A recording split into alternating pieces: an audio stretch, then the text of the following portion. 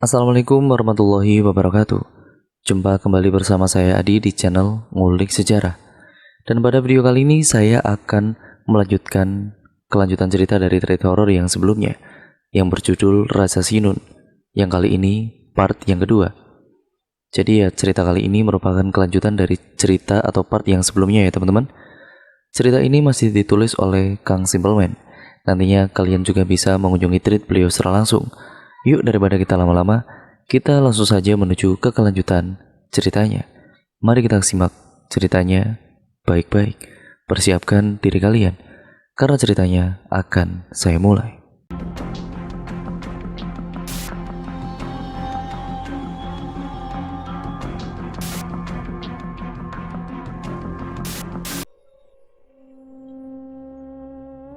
Di ruangan yang berukuran tidak terlalu besar itu, Septi kemudian baru menyadari kalau di atas bayang atau tempat tidur ada sesuatu yang seperti ditutupi dengan selimut berwarna putih. Septi yang penasaran tentu ingin tahu apa yang ada di balik kain putih tersebut. Septi pun mendekat. Septi berjalan sejengkal demi sejengkal mendekati kain putih yang sedang menutupi sesuatu. Entah kenapa rasanya seluruh badan mendadak menjadi dingin. Tidak hanya itu saja, perasaannya seperti tidak karuan dibuatnya. Tapi Septi menguatkan diri. Dia ingin tahu alasan dibalik semua ini. Tinggal sejengkal lagi dan Septi akhirnya berdiri tepat di samping bayang tua itu, manakala tangan kanannya bergerak merasakan serat kain tersebut. Septi lalu mencengkeramnya kuat-kuat, dan seketika pintu kamar seperti dibanting, lalu tertutup dengan sendirinya. Dan tidak lama kemudian, suara orang mengaji kembali terdengar. Hanya saja kali ini berasal dari luar ruangan ini. Kejutan belum selesai sampai di situ saja. Karena tiba-tiba sesuatu yang ada di balik kain berwarna putih itu tiba-tiba bergerak dengan sendirinya, bergoyang dengan sendirinya juga, diikuti suara wanita kesakitan. Septi tentu saja melangkah mundur sewaktu mendengarnya. Suaranya seperti orang yang lehernya dicekik.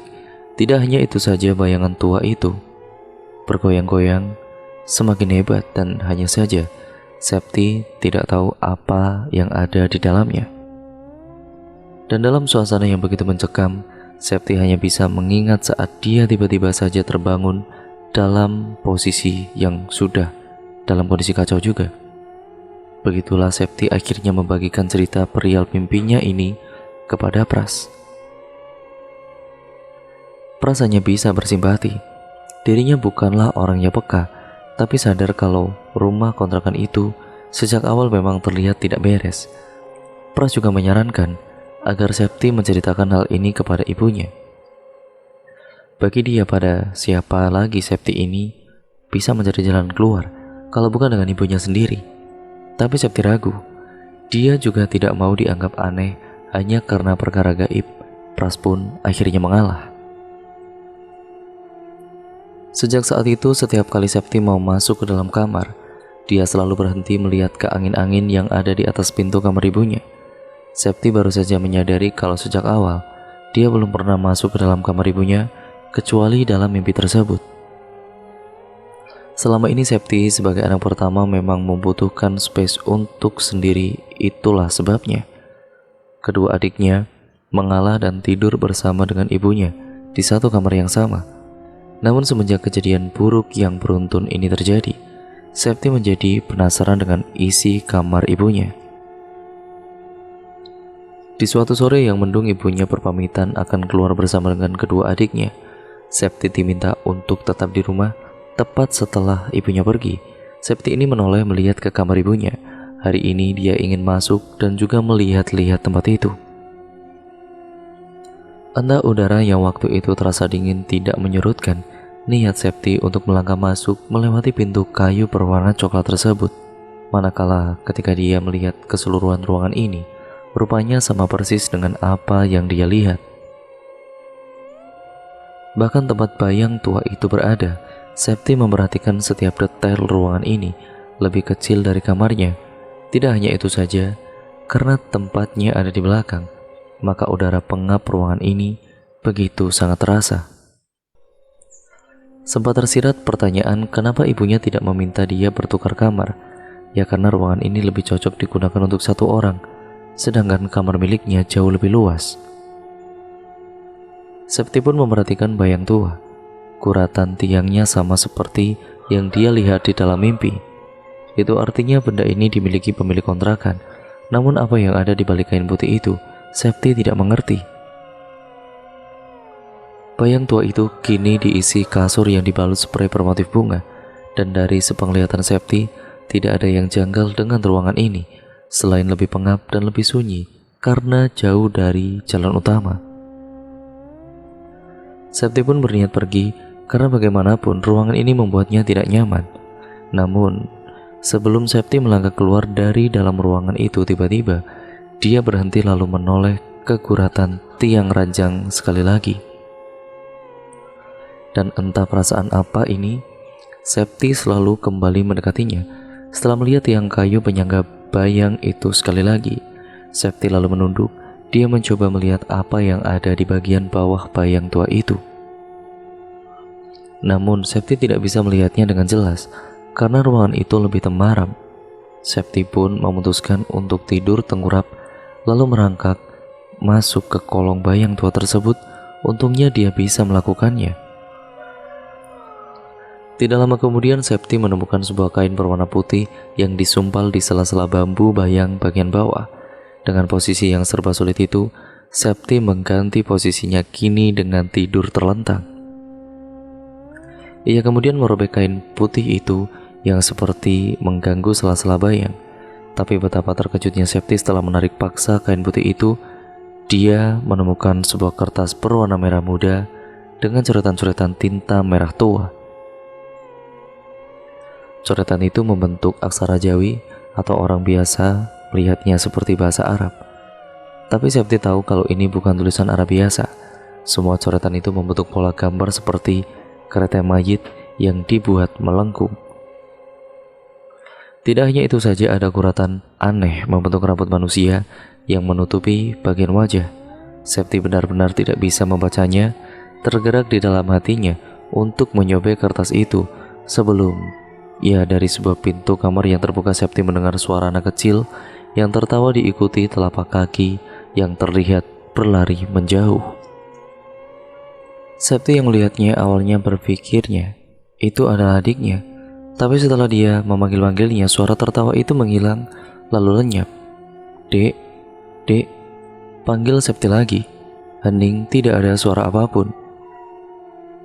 Septi kemudian kembali melihat kertas berwarna merah itu sekali lagi. Dengan perasaan yang campur aduk, akhirnya dia merobeknya. Setelah itu Septi merangkak keluar dari bawah kolong ranjang. Sewaktu Septi akhirnya bisa keluar dengan susah payah, pandangan matanya yang pertama melihat ke atas langit-langit kamar. Dengan keringat di kening, tiba-tiba Septi dikejutkan dengan kemunculan kepala wanita tua. Seperti nenek-nenek berambut panjang keriting menyeringai kepadanya. Sosok wanita yang Septi lihat ini seperti wanita tua biasa pada umumnya, kecuali matanya yang melotot melihat ke arah Septi dengan senyuman yang terbuka memamerkan bagian-bagian hitam giginya. Septi yang melihat wajah mengeringkan itu lalu melesat masuk kembali ke kolong ranjang. Septi tidak tahu siapa wanita tua itu. Dia juga tidak mendengar seseorang masuk ke dalam rumahnya, apalagi ke kamar ibunya. Tapi jika ada orang yang berani melakukan itu, pastilah orang sinting yang entah apa tujuannya masuk ke rumah ini. Septi bersembunyi, tubuhnya gemetar hebat. Dia hanya berharap wanita tua itu pergi dari situ. Karena satu-satunya jalan bagi Septi untuk keluar dari keadaan ini adalah dia merangkak ke kolong ranjang, lalu berlari secepat mungkin keluar dari rumah. Masalahnya adalah, bagaimana kalau wanita sinting yang Septi lihat menangkapnya? Sementara ketika Septi sedang bersembunyi ini, tidak ada pergerakan wanita tua itu mencari atau mengejar-ngejar dirinya. Namun Septi bisa mendengar dengan sangat jelas kalau wanita itu sedang berkidung sambil membuat suara yang tidak jelas runtutannya, seperti suara benda bergesek. Anehnya, rasa-rasanya Septi ini pernah mendengar suara itu. Tapi di mana? Saat gadis itu masih terjebak di bagian kolong ranjang. Saat itu juga dia kemudian menyadari kalau suara gesekan itu seperti rambut yang digaruk-garuk saat seseorang mencari kutu. Septi kemudian merangkak keluar di atas lantai keramik yang dingin. Septi merangkak menyusuri sejauh yang dia bisa untuk menuju ke arah pintu, tapi suara gesekan terdengar semakin keras. Septi berhenti sejenak lalu menyempatkan diri untuk menoleh melihat ke arah ranjang milik ibunya, di mana dia menemukan wanita itu sedang dalam kondisi terbaring sambil menggaruk-garuk rambut gimbalnya. Dan tidak lama kemudian dari bola matanya yang sehitam tinta, Septi ini melihat wanita itu tertawa kecil, suaranya seperti mengikik, dan warna hitam yang ada pada giginya rupanya tidak lain adalah darah yang sudah mengering. Septi seketika berlari keluar dari dalam rumahnya. Tapi seperti kebetulan, Septi melihat ibu dan kedua adiknya baru saja pulang. Dan sewaktu mereka menemukan Septi dalam kondisi wajah yang panik, ibunya ini bertanya, "Ada apa, Nak?" Dan Septi menunjukkan wanita tua di kamarnya. Tanpa Tede ngaling-ngaling, ibu Septi langsung menuju ke kamar untuk memeriksanya. Tapi aneh, mereka semua tidak menemukan satupun orang yang ada di sana kecuali ranjang kosong ibu. Bahkan saat Septi mencari ke kolong ranjang, tidak ada siapapun di dalam kamar ibunya. Septi bersumpah demi nama Tuhan, kalau di atas ranjang itu dia itu melihat wanita pesakitan itu sedang berbaring di sana, mengikik sambil melotot ke arahnya. Tapi tidak ada yang bisa Septi buktikan karena faktanya memang tidak ada siapapun yang ada di sana. Kejadian yang Septi alami ini menimbulkan ketakutan tersendiri. Setiap kali dia masuk ke kamar, Septi akan berhenti sebentar di depan pintu kamar ibu. Dia melihatnya, dan dari dalam kamar yang tertutup itu, Septi akan mendengar suara rambut yang digaruk-garuk. Seperti saat Septi melihatnya, kejanggalan-kejanggalan mulai satu persatu menyeruak, terutama dengan adiknya yang masih berusia 8 tahun, yaitu Dio. Biasanya saat jam menunjukkan pukul 9, ibunya dan kedua adiknya pasti sudah membawa mereka masuk ke dalam kamar. Tapi suatu hari, Dio justru berdiri di depan pintu kamar ibu. Sewaktu Septi bertanya kepada anak itu alasan kenapa dia berdiri di sini, adiknya akan berkata kepadanya tentunya dengan wajah yang memelas, "Mbah Nung, Mbah Nung." Begitu berulang-ulang kali, Septi pun mendorong pintu kamar di mana di dalam ruangan itu, ibu dan adiknya yang lain sudah tertidur. Tidak hanya itu saja, rumah ini meskipun ditinggali oleh mereka berempat, tapi suasananya seperti rumah kosong, di mana Septi tidak merasakan hal ini sewaktu pertama kali menginjakkan kaki di dalam rumah ini. Septi sering mendengar suara anak-anak seperti berlari-lari. Terkadang ada suara seperti orang yang sedang memasak di dapur. Bahkan pada space kosong anak tangga yang menuju ke lantai 2 yang masih dalam tahap pembangunan, yang mangkrak oleh si pemilik rumah itu, Septi merasa melihat ada seseorang yang biasa duduk di sana. Septi ini menceritakan hal ini kepada Pras yang melihatnya dengan sorot mata nampak berpikir. Semua yang Septi rasakan dia keluarkan kecuali persoalan tentang kertas merah yang dia temukan. Yang anehnya, saat ini tidak pernah Septi temukan lagi keberadaannya. Pras ini berkata kalau ada waktu akan mampir kejanggalan lain yang Septi temukan setiap mau maghrib. Dan Septi baru saja pulang dari tempat kerja. Dia akan melihat sepasang suami istri parubaya seperti mondar-mandir di depan rumahnya. Dan sewaktu mereka melihat Septi, mereka akan berlari pergi tanpa ada sebab yang jelas. Beberapa di antaranya datang bertamu dan mengucapkan banyak terima kasih karena sudah dibantu. Bahkan beberapa dari mereka memberikan hadiah-hadiah kepada keluarga Septi. Sayangnya semua itu harus ditolak karena rasa-rasanya hadiah-hadiah tersebut bukanlah hak milik mereka. Sampai suatu hari Septi mendengar suara pintu kamarnya tiba-tiba saja ada yang mengetuk-ngetuk dengan intonasi suara yang pelan. 3 kali dan selalu tepat pada jam 12 kurang 15 menit. Anehnya, sewaktu Septi memeriksanya, dia tidak menemukan siapapun. Hal ini sudah berulang kali dan berlangsung berhari-hari. Hanya saja saat Septi dengan sengaja menunggu di balik pintu, Septi tidak mendapati siapapun berdiri di sana. Hal ini sejujurnya mulai mengganggu mental Septi, dan pada suatu malam ketika itu tiba-tiba saja kembali. Tok, tok, tok. Anehnya, terkhusus malam ini, ketukannya terus-menerus terdengar, selalu 3 kali dan selalu tepat pada jam 12:15 menit. Septi lalu beranjak dari ranjang tempat tidurnya. Dia berjalan mendekat ke arah pintu tempat ketukan itu masih memanggil-manggil dirinya. Dan tidak lama kemudian, Septi menarik pintu itu perlahan-lahan dan lagi-lagi tidak ada siapapun yang Septi lihat di situ. Kecuali pintu gudang yang ada tepat di bawah anak tangga tiba-tiba saja terbanting dengan sendirinya. Blar! Membuat Septi terhenyak sebelum menutup kembali pintu kamarnya. Keesokan paginya, Septi baru saja menyadari kalau dia belum pernah sekalipun menyentuh ruangan yang mungkin seukuran dengan tubuhnya itu, bahkan bisa lebih sempit lagi. Septi membukanya perlahan-lahan dan juga menemukan banyak sekali barang-barang usang tersimpan serampangan di dalam sana. Kaleng biskuit sampai perentelan sepeda, lengkap carut-marut dimasukkan dengan paksa. Septi kemudian membongkarnya satu persatu. Dari apa yang dia lihat, kemungkinan barang-barang ini milik penghuni sebelumnya. Masalahnya, Septi tidak tahu keluarga yang mana pemilik benda-benda ini. Karena pastinya, rumah ini sudah pernah ditinggali oleh beberapa keluarga sebelum dirinya ini. Tidak ada yang aneh selain barang-barang gudang biasa, tapi sampai Septi menemukan bingkai foto milik keluarga sebelumnya, di mana seorang wanita tua berpose dengan kain jarik lengkap dengan kebaya berwarna putih. Wajahnya murung dengan garis muka yang familiar. Septi lalu membongkar semakin jauh ke dalam, dan di sanalah Septi menemukan sesuatu.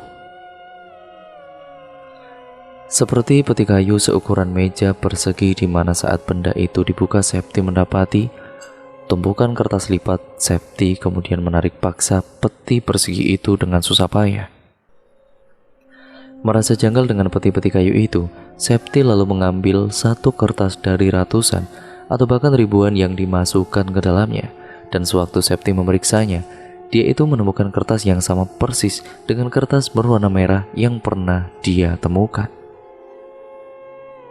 Hanya saja di lipatan kertas-kertas itu, Septi menemukan potongan rambut yang aneh di dalam kertas-kertas itu. Bahkan di antaranya ada bagian-bagian tubuh lain seperti gigi manusia. Semuanya ada di dalam lipatan kertas mengerikan itu. Detik itu juga Septi menghubungi Pras dan laki-laki itu berkata akan segera datang. Septi baru tahu kalau kertas-kertas itu ditulis dengan sesuatu seperti bahasa Arab yang hanya saja berbeda. Orang menyebutnya dengan istilah raja, dan tidak ada yang tahu tujuan dibuatnya raja selain si pembuatnya. Di siang bolong itu, Septi kemudian menyadari sesuatu. Apakah mungkin kalau keluarga sebelumnya adalah pembuat raja-raja ini? Lalu, apa artinya dari potongan rambut-rambut dan gigi yang ada di dalamnya? Pras baru tiba saat sore hari. Dia kemudian melihat satu persatu benda tersebut. Tidak salah lagi, Pras juga mengatakan hal yang sama. Dia kemudian menyarankan agar Septi menyimpannya terlebih dahulu. Tidak ada yang tahu efek dari benda itu apa, manakala ketika mereka berdua sedang menulis-nulis membicarakan hal ini. Septi kemudian baru menyadari kalau sejak tadi ibunya dan kedua adiknya belum keluar dari dalam kamar. Septi yang kemudian merasakan firasat yang tidak enak, lalu mendekat menuju ke pintu kamar ibunya. Saat Pras yang juga merasakan merinding secara tiba-tiba sempat mau menghentikan Septi, tapi perempuan itu semakin paranoid kalau ada sesuatu yang terjadi dengan keluarganya. Maka dia kemudian mengetuk pintu kamar ibunya. "Bu, Ibu, Dio, Andre, Bu, Septi masuk ya Bu." Dan ketika Septi mendorong pintu kamar tersebut, dia menemukan ibunya sedang tidur mendekap kedua adiknya dalam posisi yang ganjil, di mana posisi Dio yang berusia 8 tahun tengkurap dengan posisi seperti orang mati. Pras juga merasakan ada yang salah dengan keluarga Septi, maka mereka kemudian mendekat bersama-sama. "Bu, Ibu." Pras yang berjalan di belakang Septi tiba-tiba bernafas dengan berat. Dia seperti merasakan kalau ruangan ini lebih pengap dari biasanya, sementara semua keluarga Septi dalam kondisi mata terpejam. Ketika Septi sudah berdiri di samping ranjang, dia seketika menggoyang-goyangkan tubuh ibunya, tapi wanita itu tidak bergerak sama sekali. Bingung dengan apa yang terjadi, Septi kemudian melihat Pras yang juga kebingungan dengan apa yang sebenarnya terjadi dengan mereka. Saat tidak lama, kedua adik Septi melirik dengan mata terbuka lalu tersenyum menyeringai melihat Septi dan juga Pras, yang diakhiri dengan ibunya tertawa terbahak-bahak. Hanya saja tawa itu adalah tawa yang sama yang Septi dengar dari sosok wanita tua yang pernah dia lihat di dalam kamar ini. Namanya Ibu Nuri. Sejak kematian mendiang suaminya, beliau bertahan hidup dengan berjualan jajanan di pasar dari modal uang tabungan. Untungnya Septi lulus sekolah tepat waktu sehingga Bu Nuri hanya perlu memikirkan biaya pendidikan dua putranya, dan lagi dia dibantu oleh Septi. Sejak pertama kali Ibu Nuri diberitahu oleh Septi perihal rumah yang akan mereka kontrak ini berharga jauh lebih murah, Bu Nuri sempat ragu. Sebagai orang yang sudah merasakan pahit manis kehidupan, harga di bawah standar patut dicurigai. Namun, melihat keadaan keuangan yang tidak terlalu baik, Bu Nuri akhirnya setuju. Yang terpenting bagi dirinya sekarang adalah anak-anaknya memiliki tempat bernaung yang layak. Tapi Bu Nuri tidak akan melupakan pengalaman pertama saat beliau menginjakan kaki pertama kali di rumah kontrakan ini. Waktu itu azan maghrib berkumandang, kedua putranya ada di ruang tengah bersama dengan putrinya. Iya, Septi biasa mengajari kedua adik-adiknya di sela-sela kepulangannya selepas jam kerja. Bu Nuri kemudian berada di dalam kamar sendirian. Beliau sedang sibuk melipat baju. Saat tiba-tiba dari almari tua yang ada di sudut ruangan, Bu Nuri melihat sebelah pintunya bergerak-gerak sendiri, membuka dan juga menutup sendirian. Bu Nuri yang merasakan keanehan itu kemudian datang mendekat untuk memeriksanya. Beliau takut kalau ada tikus di dalamnya, tapi anehnya suasana di dalam kamar mendadak tidak enak. Bu Nuri merasa kalau keputusan untuk memeriksa bagian dalam almari adalah keputusan yang salah. Tapi Bu Nuri sudah menjajakan kakinya di lantai. Rasanya kepalang tanggung kalau dia urungkan. Berbekal niat, Bu Nuri mendekat. Sampai di dekat almari tua itu, Bu Nuri mendengar seperti ada suara yang menghela, mengembuskan nafas pada kala itu. Suaranya menyerupai suara anak kecil. Bu Nuri ini berpikir kalau mungkin saja itu Dio anaknya, sehingga cepat-cepat Bu Nuri memeriksanya. Dan di sanalah Bu Nuri ini untuk pertama kalinya melihat seorang anak kecil yang kesemua kulitnya itu putih seperti tepung.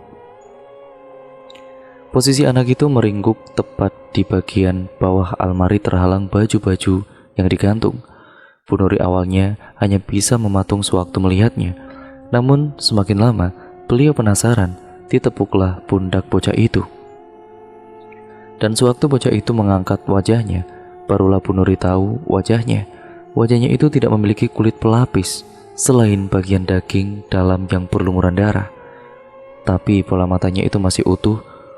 Ia dengan menunjukkan bagian-bagian potongan giginya yang masih terpasang di tempatnya.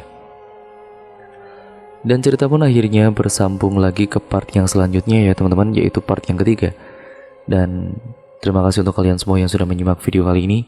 Jangan lupa untuk kalian like, comment, dan share video kali ini sebanyak-banyaknya. Dan jangan lupa pula untuk kalian klik tombol subscribe ya teman-teman, serta nyalakan tombol lonceng notifikasinya agar kalian tidak ketinggalan video terbaru selanjutnya dan juga kelanjutan cerita terbaru dari Raja Sinun ini. Sekian dan terima kasih, sampai berjumpa di video yang selanjutnya dan part yang selanjutnya dari cerita ini. Wassalamualaikum warahmatullahi wabarakatuh.